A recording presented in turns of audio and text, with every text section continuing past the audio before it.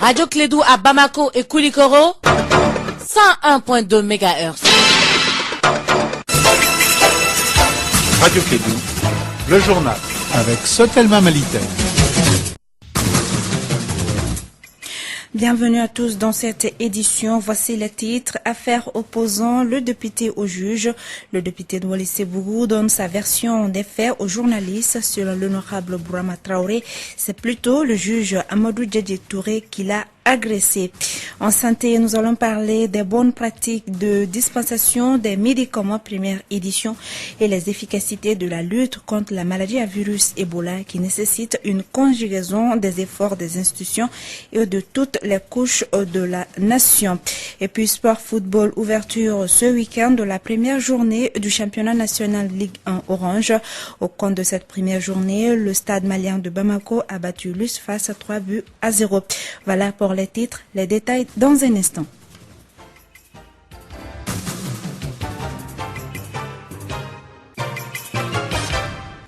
Il est 13h, mesdames et messieurs, bonjour et bienvenue dans cette édition à la présentation à Sitou Kanté, mise en onde Fatou Fall. Nouveau rebondissement dans l'affaire opposant le juge au député. Le premier cité, le député de Wallis-et-Bougou, a fait une sortie fracassante le samedi dernier pour livrer sa version des faits aux journalistes. Selon Bourama Traoré, c'est plutôt le juge Amadou Djadji Touré qui l'a agressé. Il était entouré au cours de cette conférence de presse de ses proches, ses avocats et quelques députés venus le soutenir. Compte rendu, Mahamadou Khan. Le député de Wallis-et-Bougou est sûr de son fait, girant sur le Saint-Coran, dont un exemplaire était sous ses yeux durant la conférence de presse. Il avoue la main sur le cœur qu'il n'a jamais porté atteinte à l'intégrité physique du juge Amadou Djadji Touré, Bourama Tidjane Traoré, élu de Wallis-et-Bougou à l'Assemblée nationale du Mali. La vérité n'est autre que je n'ai jamais porté ma main sur le juge de Wallis-et-Bougou. C'est au contraire lui qui m'a agressé, qui a porté sa main violemment sur moi et qui m'a blessé. C'est moi la victime. Le procureur général après la cour d'appel de Bamako s'est lourdement planté d'après maître Hassan Bari. L'avocat du député Bourama Traoré tire à boulet rouge sur Daniel Tessogué. Bon, nous avons tenu cette conférence de presse pour rétablir la vérité après les sorties aussi inopportunes que désastreuses du procureur général près la cour d'appel de Bamako. D'abord, j'ai dit qu'il y ait pardon, qu'il n'y ait pas pardon, qu'il y ait retrait de plainte ou pas, l'action publique ne s'arrête pas. Il s'agit en clair pour le député de Wallis-et-Bougou de laver l'affront qu'il a subi. Bourama Traoré. Et quand on colle un mensonge comme ça à un député, j'ai une famille, j'ai des proches, et il y a l'Assemblée nationale qui est là, son image, raison pour laquelle je veux aller jusqu'au bout dans cette affaire. Si l'on s'en tient aux versions des faits du député de Wallis-et-Bougou et de son avocat, il n'y a pas eu de retrait de plainte, encore moins de pardon du juge à l'endroit du député. Selon maître Hassan Bari, son client est en liberté conformément à une disposition de la Constitution malienne en la matière. Merci Mahamadou Khan. Soumelou Boumei Maïga reste aux commandes du parti ASMA CFP. Il a été réélu à l'issue des travaux de son premier congrès ordinaire tenu le week-end dernier au Palais de la Culture Amadou Hampâté-Bâ de Bamako en présence de plus de 500 délégués venus de l'intérieur du pays et de la diaspora. L'information principale de ce congrès est que le parti a réaffirmé son soutien au président Ibrahim Boubacar Keïta malgré des difficultés qu'il rencontre au sein de la majorité présidentielle. Les précisions avec André Traoré. Ce premier congrès ordinaire de l'Alliance pour la solidarité au Mali, ASMA CFP, a été une occasion pour son président de réaffirmer le soutien du parti au régime IBK. Soumelou Boumei Maïga. Je tiens à rappeler que dans cette même salle, nous avions exprimé notre soutien à Ibrahim Boubacar Keïta pour les élections présidentielles. C'était un choix du cœur, de raison, de confiance, de conviction et de responsabilité. C'est un choix que nous maintenons sans réserve. Parlant du retour de la paix et de la réussite des négociations entre les différents protagonistes de la crise malienne, Soumelou Boumei Maïga dira que l'essentiel est sauvé. Il s'agit là de l'intégrité territoriale, de la laïcité du pays et de la souveraineté de l'État. Selon lui, le futur accord de paix devrait être basé dans un premier temps sur les actions urgentes à réaliser dans une période transitoire. Premièrement, des arrangements sécuritaires pour permettre le redéploiement de la puissance publique en vue d'apporter les prestations nécessaires aux populations. démocratie. Deuxièmement, des mesures transitoires de confiance et de coordination pour faciliter le redéploiement des forces armées maliennes. Troisièmement, la mise en œuvre d'un vaste programme de réconciliation entre et au sein des communautés visant à réinstaurer la concorde civile, notamment par le désengagement de ceux qui renoncent à la violence. Ensuite, la gestion maîtrisée des évolutions institutionnelles qui consacreront tout à la fois la reconnaissance de la pluralité de notre nation et notre attachement à préserver le caractère démocratique et unitaire de notre État seront expliqués à travers un dialogue approfondi et fécond. Dialogue qui devra être organisé sur tout le territoire national et impliquer toutes les forces vives maliennes. À la fin des travaux, M. Soumeilou Bouboye Maïga a été reconduit à la tête d'un bureau de 82 membres qui dirigera les instances du parti ASMA CFP pendant 3 ans. 11 chefs des fractions responsables de la communauté Imouchag de la région de Tombouctou ont conclu à Bamako une alliance avec les responsables de la communauté Imgad de Kidal. La cérémonie de signature a eu lieu hier. Elle a enregistré la participation de plusieurs personnalités militaires et civiles de 2 régions qui ont par la même occasion exprimé leur volonté d'unir leurs efforts et cultiver la paix et la stabilité au Mali, gage de tout développement et d'épanouissement de leur population. Le point avec Kassim Traoré. Cette initiative d'unir leurs efforts vient des responsables de la communauté Imouchag de Tombouctou, qui a toujours eu une alliance non formelle avec la communauté Imgad de Kidal. Azaz Ag Ludagdag. Pour unir nos efforts et cultiver la paix et la stabilité au Mali, gage de tout développement et de l'épanouissement de nos populations. Demandons à nos communautés respectives d'œuvrer pour le respect et la consolidation du présent protocole d'alliance. Les 11 chefs de fraction et responsables de la communauté Imouchag venus de Tombouctou, Gundam, Diré et Gourmara-Rousse ont apposé leur signature au bas du document. C'est Mohamed Lamine Aksir Ahmed, de la fraction que le Souk Tchankour. Nous sommes avec nos frères, traditionnellement nos frères, nos alliés, dans tous les cas, surtout nous que les Souk. On n'avait jamais à avoir de biens si ce n'est pas avec les Imrad. Nos biens sont toujours avec les Imrad. C'est avec eux on a toujours gagné quelque chose. Les 2 communautés vont œuvrer pour le respect et la consolidation du présent protocole d'alliance. Ils déclarent leur attachement à l'unité nationale du Mali. Fad Ag Al-Mahmoud, secrétaire général de la communauté Imgad.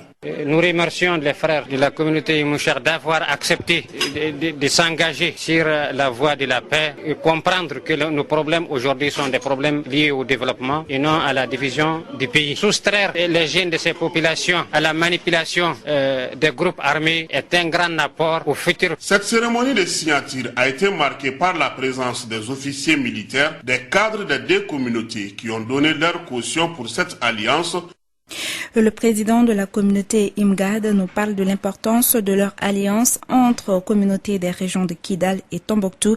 Azaz Ag Ludagdag, des propos recueillis par Kassim Traoré. Tout ça, c'est pour solidifier, c'est pour créer davantage de cohésion dans notre pays. C'est-à-dire que nous travaillons pour la paix. La communauté Imgad et tous ses frères, les alliés, ses amis, autant qu'ils sont engagés dans cette voie. Et ils sont engagés dans cette voie avec la nation malienne. Ils sont républicains à 100%, ils sont loyalistes à 100%. On parle de nous comme étant un mouvement, c'est vrai, mais c'est un mouvement pour se défendre et pour défendre la patrie. La plupart des notables que vous avez remarqués ici aujourd'hui et qui ont signé une alliance avec nous sont nos frères. On appelle communément les Imouchag. Les Imouchag de la région de Tombouctou. Il y en a ceux du cercle de Gourmara-Rousse, il y en a ceux du cercle de Tombouctou, il y en a ceux du cercle de Gundam, il y en a ceux du cercle de Niafenke et Diré. Il y en a même certains qui sont du cercle de Bourem. Tous ces gens qui se sont engagés ici pour l'unité du Mali, pour renforcer le Mali, pour la paix au Mali, c'est des gens qui n'ont jamais posé des actes contre notre nation. Nous ne disons pas que nous n'avons pas besoin de nos droits en tant que population, bonne gouvernance, administration, développement, tout ça nous nous inscrivons là-dedans et on n'entend pas qu'il y ait une quelconque prime à la rébellion dans laquelle nous n'avons pas les mêmes droits, sinon plus. Nous qui n'avons pas pris les armes contre notre pays, nous espérons avoir plus que ceux qui ont pris les armes contre notre pays.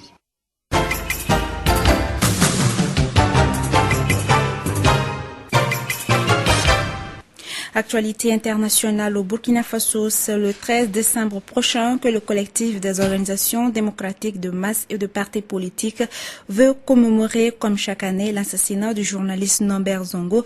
À quelques jours de cette date, le collectif n'a pas encore obtenu une autorisation formelle d'occuper la place de la nation car les autorités de la transition ont prévu d'organiser ce même 13 décembre une journée d'hommage national aux martyrs de l'insurrection populaire des 30 et 31 octobre qui devraient être relevés au rang de héros nationaux. Au Maroc, le ministre d'État Abdellah Baha est mort hier soir dans un accident ferroviaire à Bouznika. Il était aussi un des plus proches collaborateurs du chef du gouvernement Abdelila Ben Kiran. L'assassinat mortel est survenu hier aux environs de 18h. Abdellah Baha a été percuté par un train qu'il n'a pas vu au moment de traverser la voie. La gendarmerie royale a immédiatement ouvert une enquête pour déterminer les circonstances exactes de l'accident.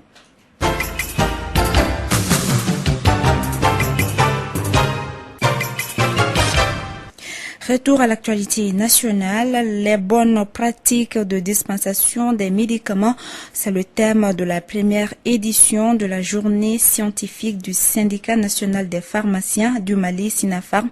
Des points importants sur l'éthique et la déontologie de la profession, sur l'éducation thérapeutique ou encore sur les soins pharmaceutiques en milieu hospitalier ont été élaborés lors de la rencontre. Nous vous proposons d'écouter Dr Moulay Aïdara, secrétaire général adjoint du SINAPHARM. Il est au micro de Mohamedou Kane.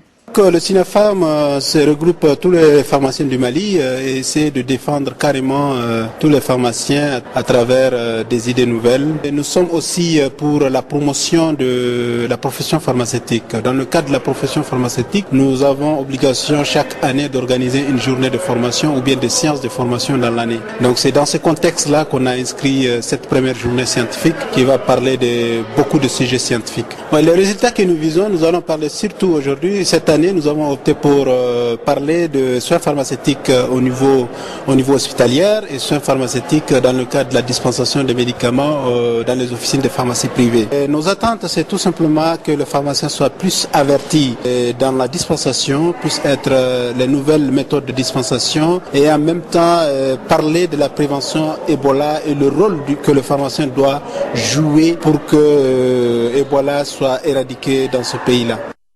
C'était là Dr Moulay Aïdara, secrétaire général adjoint du SINAPHARM au micro de Mohamedou Kane. Toujours parlant de santé, l'efficacité de la lutte contre la maladie à virus Ebola nécessite une conjugaison des efforts des institutions et de toutes les couches de la nation. C'était le but d'une journée d'information et de sensibilisation organisée par l'Alliance de sociétés civiles contre Ebola au Mali avec l'accompagnement technique et financier de l'ONG Save Children. La journée était organisée à l'endroit des élus locaux et d'autres forces vives de la nation. Le compte rendu avec Fanta Diakité. Certes, la propagation du virus Ebola est stable pour le moment au Mali, mais la vigilance doit être de mise. C'est pourquoi la société civile et les autres forces vives s'impliquent dans la lutte contre la maladie à virus Ebola. Professeur Khalilou Ouattara, président de la commission santé et du développement social à l'Assemblée nationale. Dieu faisant toujours les choses, Dieu donne toujours la capacité à l'homme de réagir. Donc, même si nous n'avons pas les vaccins pour lutter contre ces virus, son mode de contamination est tel que les mesures d'hygiène et un changement de comportement suffisent pour vraiment stopper, voire même éradiquer cette pathologie. Cette journée de sensibilisation permettra aux participants d'être bien outillés pour mieux orienter leurs actions de lutte. Amini Belko Maïga, vice-président de la Fédération nationale des associations de santé communautaire. Nous restons convaincus que l'efficacité de la lutte contre la maladie à virus Ebola nécessite une conjugaison des efforts des institutions et de toute la population malienne aux côtés de la coordination du Centre opérationnel d'urgence Ebola dans l'intérêt de la santé des Maliens et des Maliennes. Quant au représentant de la Direction nationale de la santé, Dr Nazoum Diarra, il dira que l'initiative est à saluer. Nous pensons qu'à travers ces élus locaux, toutes les informations vont être vraiment entendues et toutes les dispositions vont être prises, permettant vraiment d'adopter un comportement favorable pour la lutte contre le virus Ebola. Pour jouer pleinement leur rôle, la Commission santé et du développement social de l'Assemblée nationale compte faire une visite de terrain pour toucher du doigt les réalités au niveau des cordons sanitaires. Et la Croix-Rouge malienne, dans le cadre de ses activités de la lutte contre la maladie à virus Ebola, a organisé ce samedi un atelier de formation des communicateurs. Objectif, outiller les hommes des médias sur cette épidémie afin qu'ils puissent sensibiliser, donner une bonne information aux populations. Environ une dizaine de radios ont pris part à cet atelier. Sport football, première journée de la Ligue 1 Orange. Le stade malien de Bamako a dominé hier l'USFAS par 3-0. Autre résultat de cette première journée, le COB a battu la Somme. L'AS Baharidjan a été battu par le Nianan 2-0. Le Djoliba AC a pris le dessus sur le Mamaïra 2-1 et le CSD a battu le CSK 3-1. Voilà, il est exactement 13h passées de 15 minutes. C'est la fin de cette édition. À la présentation, vous avez Assetou Kanté, mise en onde par Fatou Fall. Merci à tous de l'avoir suivi. Dans un instant, votre émission sport.